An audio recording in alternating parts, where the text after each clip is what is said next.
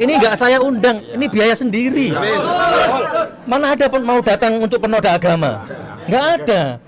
Berarti hati nurani, alam raya, Allah, malaikat itu mengatakan saya bukan penoda agama. Hati nurani, alam raya, Allah, malaikat itu mengatakan saya bukan penoda agama.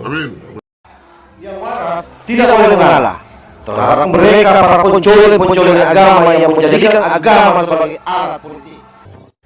Assalamualaikum warahmatullahi wabarakatuh. Om Swastiastu, Namo Buddhaya, salam kebajikan.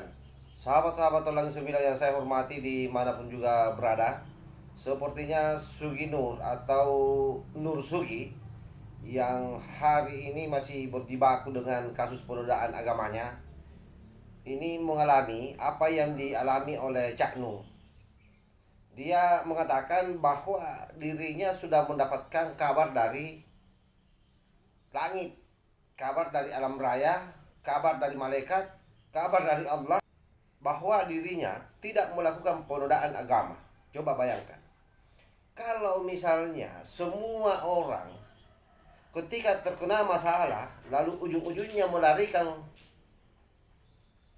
ke sana yang saya maksudkan adalah bahwa dia mendapat legitimasi dari Allah Subhanahu wa taala, tidak melakukan kesalahan yang ditimpakan kepadanya, maka sepertinya hari ini hukum tidak ada lagi gunanya.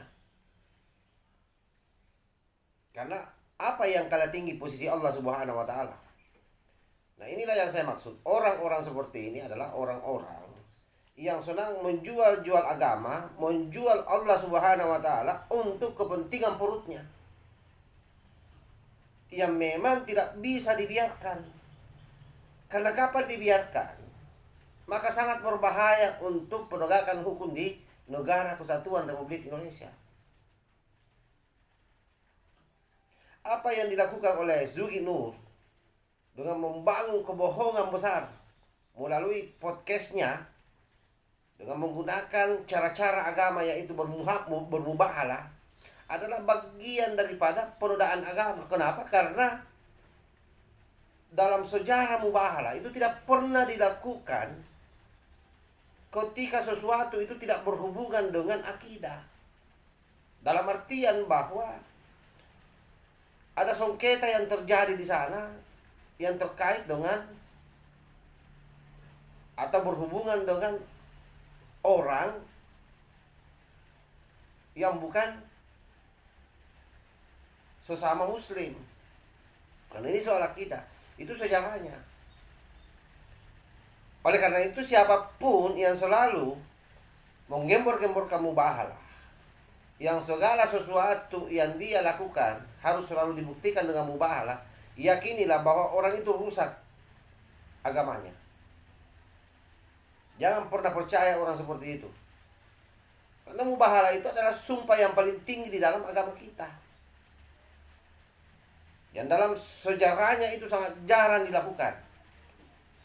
Ini sedikit-sedikit mubahalah. Katanya kalau orang masih beranggapan sampai hari ini bahwa mubahalahnya itu penodaan agama, dia mau melakukan mubahalah lagi dengan orang itu. Kan gila ini. Orang stres ini. Karena itu kemudian saya berharap hakim di dalam menegakkan hukum terhadap Sugi Nur dan Bambang Tri terkait dengan kasus penodaan agama yang membawa-bawa dan menyeret ijazah Pak Jokowi harus betul-betul dihukum maksimal. Tidak boleh lagi hakim ini mengambil pertimbangan-pertimbangan yang memudahkan makhluk ini. Karena ada hal yang sangat luar biasa kalau itu terus dilakukan oleh hakim. Akan semakin banyak orang melakukan hal yang sama dengan asumsi bahwa ternyata hukumannya sangat ringan. Apalagi kita tahu bahwa hampir setiap persidangan setelah selesai mereka melakukan press konferensi untuk apa? Menyebarluaskan fitnah-fitnahnya, membangun provokasi terhadap masyarakat dengan harapan bahwa masyarakat menganggap apa yang dia lakukan adalah satu kebenaran. Jadi terus-terus dia diberikan panggung untuk menghasut rakyat, memusuhi pemerintah, memusuhi Pak Jokowi, mendegradasi hukum kita. Padahal negara demokrasi itu, sekali lagi saya tegaskan, negara demokrasi bisa tegak kalau proses penegakan hukum juga tegas di dalamnya. Artinya pidato Pak Jokowi bahwa hukum menjadi panglima tidak boleh itu hanya sekedar pidato, tetapi harus memang dijalankan oleh para penegak hukum di semua level. Karena kalau tidak, maka Anda akan sibuk terus berhadapan dengan sampah-sampah peradaban seperti Sugi Nur dan Bambang Tri ini, maupun Egy Sujana dan Khosinuddin. Ini dia lakukan terus.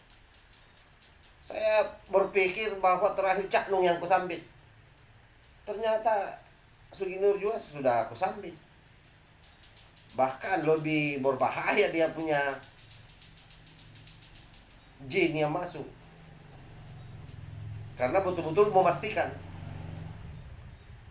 Lebih berbahaya kesambitnya ini Sugi Nur, karena betul-betul memastikan bahwa yang masuk ini adalah memberitahu dirinya bahwa dia bukan pelaku penistaan agama. Yaitu katanya, saya ulangi lagi, pertama sudah berdasarkan hati nurani, yang kedua alam raya, yang ketiga Allah Subhanahu wa taala, yang keempat malaikat. Itu katanya yang menegaskan ke dirinya bahwa dia bukan penoda agama. Dan ini memang sepintas selalu bahasa ini tidak ada masalah. Tetapi bagi orang yang dungu, orang yang goblok, pengikut-pengikutnya semua pasti akan terglorifikasi. Oh, memang ini yang namanya Sugi Nur ini benar ini. Sugi Nur ini tidak penodaan, karena memang yang namanya mubahalah itu ada di dalam syariat agama Islam. Iya, tapi mubahalahmu itu tidak tepat sasaran. Bahkan sudah ada pernyataan dari beberapa ulama yang mengatakan bahwa siapapun yang sedikit-sedikit melakukan mubahalah, maka jangan percaya bahwa dia orang yang benar. Nah, inilah contoh orang-orang yang selama ini menjual agama. Tapi tidak bisa juga disalahkan Sugi Nur. Kenapa tidak bisa disalahkan? Karena memang Sugi Nur ini adalah mantan pekerja debus, mantan penjual softest yang diustad-ustadkan oleh para kadrun. Jadi akhirnya apa? Ini yang terjadi. Saya kira demikian. Wallahu muwaffiq ila aqwamit thoriq. Wassalamualaikum warahmatullahi wabarakatuh. NKRI harga mati, Nusantara milik kita.